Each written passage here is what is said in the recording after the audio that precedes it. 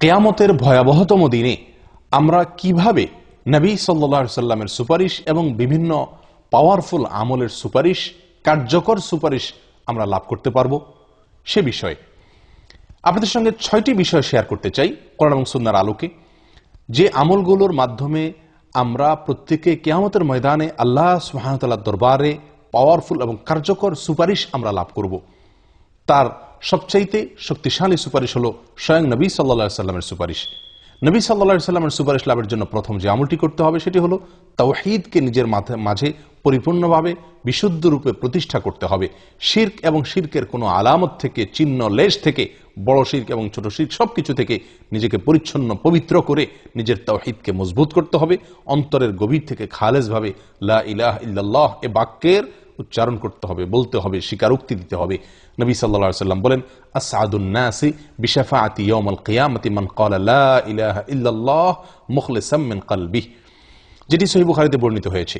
তিনি ইরশাদ করেছেন, কিয়ামতের ময়দানে আমার সুপারিশ লাভ করে ধন্য হবে, সবচেয়ে সৌভাগ্যবান হবে ওই ব্যক্তি যে ব্যক্তি অন্তর থেকে লা ইলাহা ইল্লাল্লাহ বলবে, খালেস ভাবে, পিওর ভাবে, শিরক ইত্যাদি থেকে মুক্ত এবং পরিচ্ছন্ন করে সম্পূর্ণ আল্লাহর জন্য তাওহীদকে প্রতিষ্ঠা করে সেই রকম ভাবে মুখে বলবে লা ইলাহা ইল্লাল্লাহ, তখন আল্লাহ তাআলা তার ওই ব্যক্তি আমার সুপারিশ লাভে ধন্য হবে, সৌভাগ্যবান হবে। তাহলে একটি আমল আমরা পেয়ে গেলাম, তাওহীদকে নিজের ভেতরে সুন্দর করে প্রতিষ্ঠা করে লা ইলাহা ইল্লাল্লাহ পাঠ করা খালেস ভাবে অন্তর থেকে। এটি যত বেশি করতে পারবো, যত ভালো করে করতে পারবো, যত মজবুত করে করতে পারবো, নবী সাল্লাল্লাহু আলাইহি সাল্লামের সুপারিশ আমি তত বেশি নিশ্চিত করতে পারবো ইনশাআল্লাহ। দ্বিতীয়, কিয়ামতের ময়দানে যে সুপারিশ আমার কাজে আসবে ভয়াবহতম দিনে, দুনিয়ার কোনো বিপদের মতো বিপদ নয়, মানুষের জীবনের সবচেয়ে বড় বিপদের সময় আমাকে সুপারিশের মাধ্যমে, কার্যকর সুপারিশের মাধ্যমে সহায়তা করবে যে আমলটি, সেটি হলো কোরআনে কারীমের তেলাওয়াত। সহিহ মুসলিমের হাদিসে আসছে, নবী সাল্লাল্লাহু আলাইহি সাল্লাম ইরশাদ করেছেন, ইকরাউল কোরআন, তোমরা কোরআন পাঠ করো। কেন? ফাইন্নাহু ইয়াতি ইয়াউমাল কিয়ামাতি শাফিআন লিআসহাবিহি, কারণ কোরআন তার তেলাওয়াতকারী, তার পাঠকারীদের জন্য কিয়ামতের ময়দানে সুপারিশকারী হয়ে আসবে, উপস্থিত হবে, সামনে চলে আসবে কিয়ামতের ময়দানে সুপারিশকারী হয়ে। যে ব্যক্তি দুনিয়াতে কোরআনকে তেলাওয়াত করবে সবসময় সহি, শুদ্ধ রূপে, বিশুদ্ধ রূপে, অর্থ সহকারে বুঝতে তেলাওয়াত করতে পারলে আরো ভালো। কোরআন কারীমকে তেলাওয়াত করা, এটি কিয়ামতের ময়দানে আল্লাহর দরবারে পাওয়ারফুল এবং কার্যকর একজন সুপারিশকারী আমরা এর মাধ্যমে পেয়ে যাব। অতএব দ্বিতীয় আমল পেয়ে গেলাম, সেটি হলো কোরআন কারীমকে তেলাওয়াত করা। এর ফলেও কিয়ামতের ময়দানে আল্লাহর পক্ষে আল্লাহর কাছে আমাদের পক্ষে এক পাওয়ারফুল সুপারিশকারীকে আমরা পেয়ে যাবো ইনশাআল্লাহ। তৃতীয় যে আমলটি সেটি হলো সিয়াম বা রোজা, নফল রোজা, বিশেষ করে ফরজ রোজা তো বটেই, এর পাশাপাশি নফল রোজা যত বেশি আমরা রোজা রাখবো, নফল ফরজ বলে কোনো আলাদা পৃথক করা হয়নি, বরং সাধারণভাবে রোজা যে ব্যক্তি রাখবে সেই ব্যক্তিকে এই রোজা কিয়ামতের ময়দানে তার পক্ষ হয়ে আল্লাহ সুবহানাহু ওয়া তাআলার কাছে সুপারিশ করবে।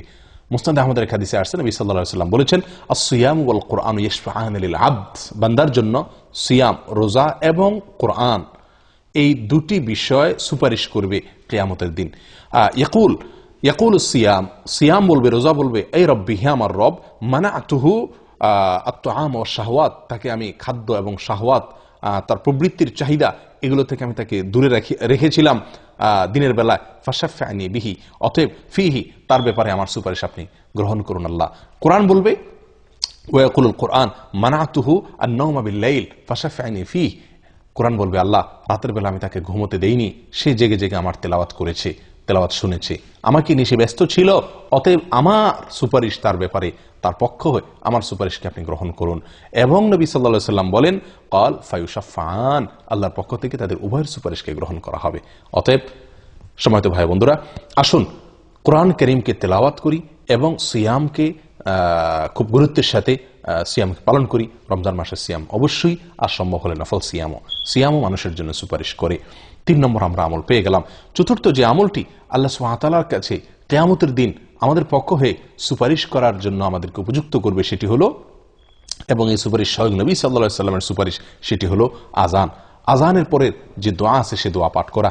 সহিহ বুখারীতে বর্ণিত হয়েছে, নবী সাল্লাল্লাহু আলাইহি ওয়াসাল্লাম ইরশাদ করেছেন, যে ব্যক্তি এই দোয়া পাঠ করবে আযানের পরে, আল্লাহুম্মা রাব্বা হাযিহিদ দাওয়াতিত তাম্মাহ ওয়াস সালাতিল কাইমাহ আতি মুহাম্মাদানিল ওয়াসিলাতা ওয়াল ফাদিলাহ ওয়াবআথহু মাকামান মাহমুদানিল্লাযী ওয়া'আদতাহ, এতটুকু, এই দোয়াটুকু, আল্লাহুম্মা রাব্বা হাযিহিদ দাওয়াতিত তাম্মাহ ওয়াস সালাতিল কাইমাহ আতি মুহাম্মাদানিল ওয়াসিলাতা ওয়াল ফাদিলা ওয়া বাআথহু মাকামান মাহমুদানিল্লাযী ওয়া'আদতা, এই দোয়াটুকু যে ব্যক্তি পাঠ করবে, হাল্লাত লাহু শাফাআতি, ওই ব্যক্তির জন্য আমার সুপারিশ অবধারিত বা সুপারিশ তার জন্য হয়ে যাবে, মঞ্জুর হয়ে যাবে, সুপারিশ সে পাবে।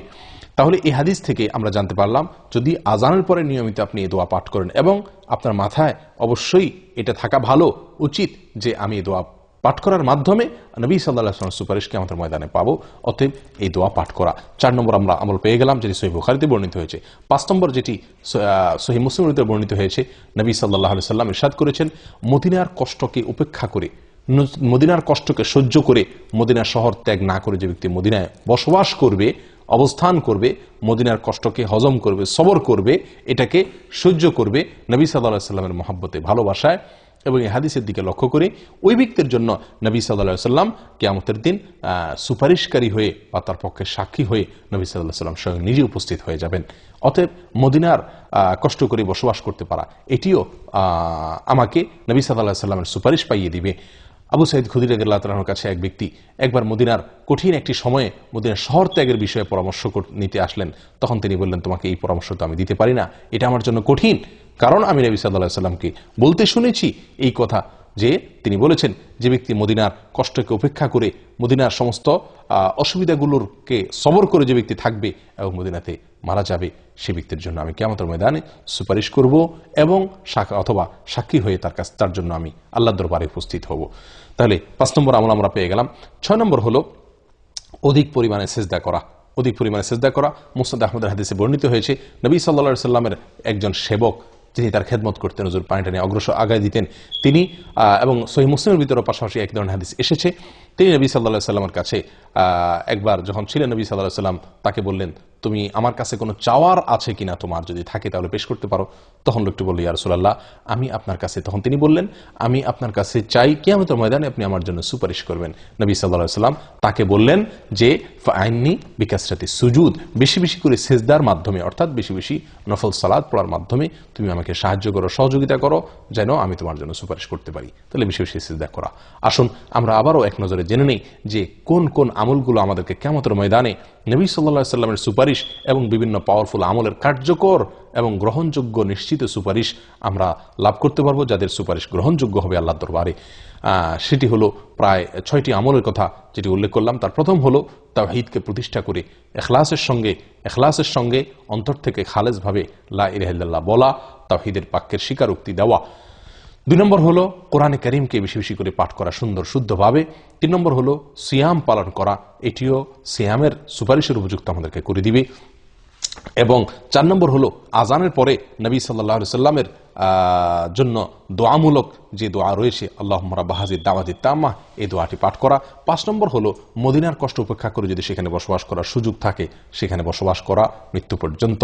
এবং 6 নম্বর হলো বেশি বেশি নফল সালাত আদায় করা। এই কাজগুলো করলে আমরা নবী সাল্লাল্লাহু আলাইহি ওয়াসাল্লামের সুপারিশের উপযুক্ত হব ইনশাআল্লাহ, সিয়াম এবং কোরআনের সুপারিশের উপযুক্ত হব আমরা ইনশাআল্লাহ। এবং সিয়াম এবং কোরআনের এই সুপারিশ আল্লাহ তাআলার গ্রহণ হবে, সে নিশ্চয়তা আমাদেরকে দেওয়া হয়েছে। আসুন আমরা সকলে এগুলোকে আঁকড়ে ধরি এবং নিয়মিত করার চেষ্টা করি। আল্লাহ তাআলা তৌফিক দান করেন। ইসলামিক সোসাইটি বিডি, আসুন সবাই কোরআন সুন্নাহ দিয়ে জীবন সাজাই।